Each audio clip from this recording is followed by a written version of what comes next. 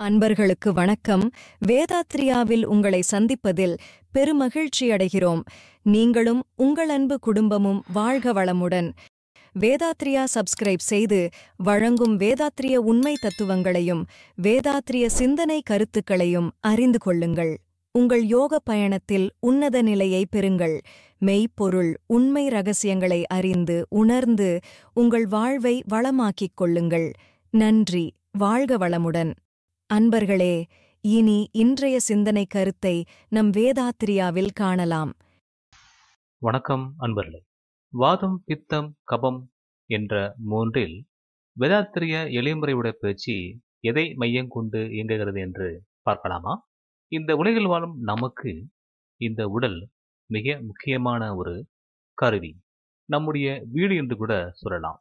இந்த வீட்டை நாம் எப்படி வைத்துக் கொள்கிறோமோ அந்த அளவிற்கு தான் நாம் இங்கே குடியிருக்க முடியும். இந்த உலகில் உள்ள இயற்கையை ரசிக்கவும் அந்த இன்பங்களை அனுபவிக்கவும் நம்முடைய உடல் நமக்கு தேவை. எப்படி தேவை என்றால், மிக ஆரோக்கியமாக இருக்க வேண்டியது அவசியமாகிறது. அதற்கு இந்த உடலுக்குள்ளாக ஓடக்கூடிய காற்று ஓட்டம், வெப்ப ஓட்டம், இரத்த ஓட்டம் ஆகிய மூன்றும் முறையாக வரம்பு மீறாமல், வரம்பிலிருந்து குறையாமல் காத்து கொள்ள வேண்டியது அவசியம். அப்படி அது மாறும் பொழுதுதான் வாதம், பித்தம், கபம் என்று நோய்த்தன்மையாக மாறிவிடுகிறது. நாம் அதற்கு இடம் கொடுக்காமல் இருக்க வேண்டும் என்றால் இந்த உடலை சரியானபடி இயக்கி பாதுகாத்துக் கொள்ள வேண்டும். அதோடு நம்முடைய எண்ணம், சொல், செயல் இந்த மூன்றையும் மிகச்சரியாக பயன்படுத்திக் கொள்ள வேண்டும். மேலும் ஐவகை கடமைகளான உணவு, உறக்கம், உழைப்பு, பாலின்பம், எண்ணம் இந்த ஐந்தையும் அளவோடு முறையாக பயன்படுத்தவும் தெரிய வேண்டும். இந்த வரம்பு இல்லை என்றால் உடல் பாதிக்கப்படும், உடல் உறுப்புகள் பாதிக்கப்படும், அதன் வழியாக மனம் பாதிக்கப்படும். மனமும் உடலும் பாதிக்கப்பட்டால் உயிர் பாதிப்படையும். பிறகு இந்த உயிர் இங்கே உடலுக்குள்ளாக இருக்க முடியாது. இதற்கு மிகச்சிறந்த வழி உடற்பயிற்சி தான். இந்த உடற்பயிற்சியின் முக்கிய நோக்கம் இந்த வாதம், பித்தம், கபம் வராமல் காப்பது. அப்படி என்றால் இந்த எளிமுறை உடற்பயிற்சி எதை குறித்து காத்து நிற்கிறது என்று பார்த்தால் அங்கே ஒரு உண்மை இருக்கிறது. முக்கியமாக நம்முடைய உடல் பஞ்சபூதங்களால் ஆனது.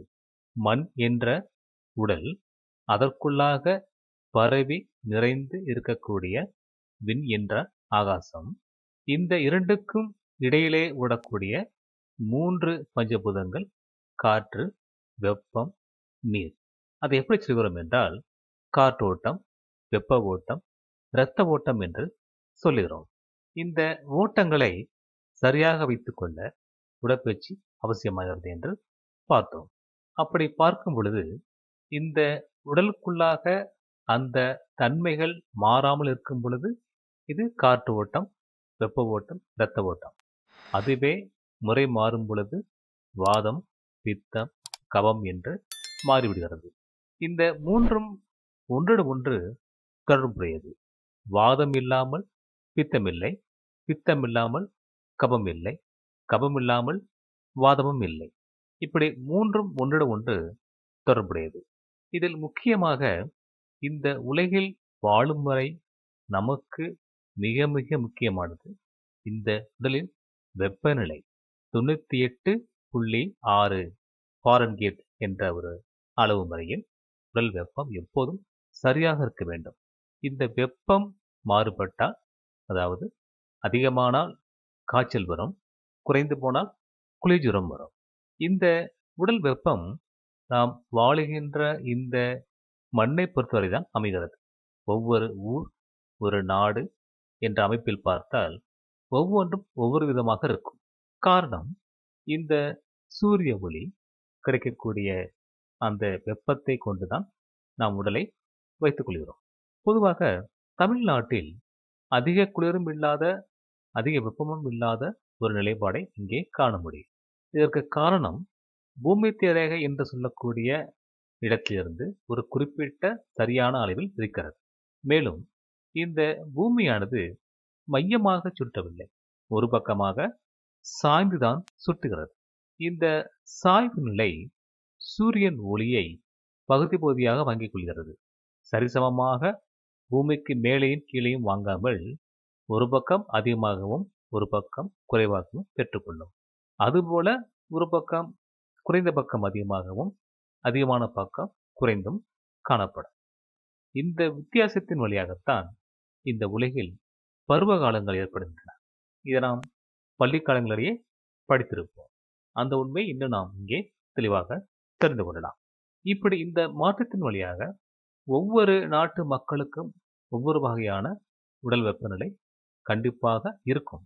இப்பொழுது நாம் இங்கே தமிழ்நாட்டில் இருக்கும் பொழுது உடல் வெப்பநிலை சராசரி என்று வைத்துக் கொள்ளலாம். இதே வெப்பநிலை காஷ்மீர் அல்லது ஐரோப்பிய நாடுகள், ஜப்பான் என்று சொல்லும் பொழுது அந்த வெப்பநிலை மாறும். அப்பொழுது அவனுடைய உடலும் இதே 98.6 இருக்க வேண்டும் அல்லவா? அதற்காக இந்த இயற்கை தானாகவே இந்த உடலை வெப்பமெடுத்துக் கொள்ளும் அல்லது குளிரை குறைத்துக் கொள்ளும். எப்படி என்றால், குளிர்பகுதிகளில் உடல் வெப்பத்தை கூட்டிக் கொள்ளும்.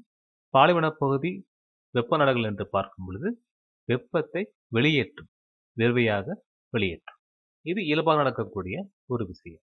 ஆனால் இந்த காற்றோட்டம், வெப்ப ஓட்டம், இரத்த ஓட்டம் நிலை மாறுபட்டால், வாதம் பித்தம் கபமாக மாறிவிட்டால் இந்த இயற்கை அங்கே கைவிட்டுவிடும்.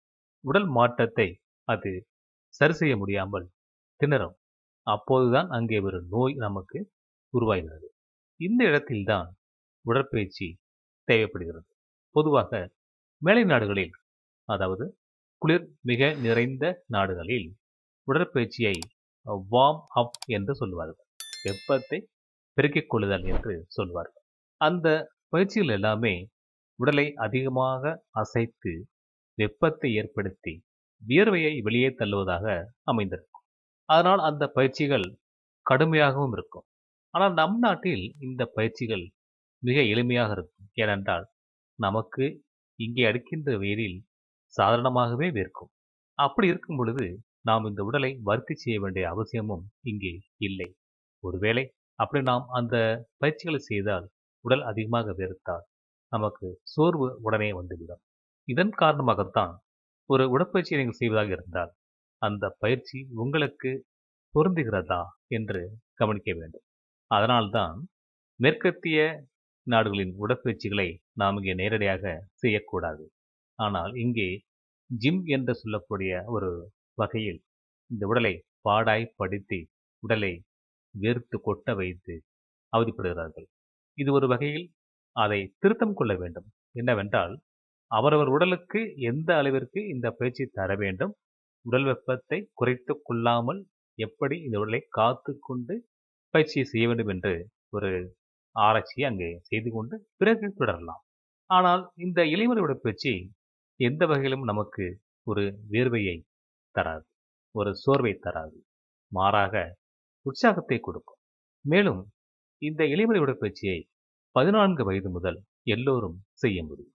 அதுபோல 60, 70, 80 என்று எந்த அளவிற்கு அவர்கள் உடலை வளைத்து செய்ய முடியுமோ அந்தந்த பயிற்சிகளை அவர்கள் செய்ய முடியும். ஆனால் மேற்கத்திய நாடுகளின் பயிற்சிகள் அப்படி அல்ல.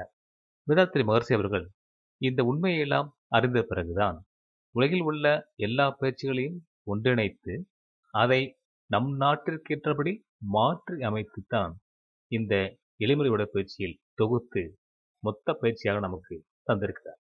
ஒவ்வொரு மனித உடலுக்கும் ஏற்றபடியும் பொதுத்தன்மையாக அமைத்து தந்திருக்கிறார்.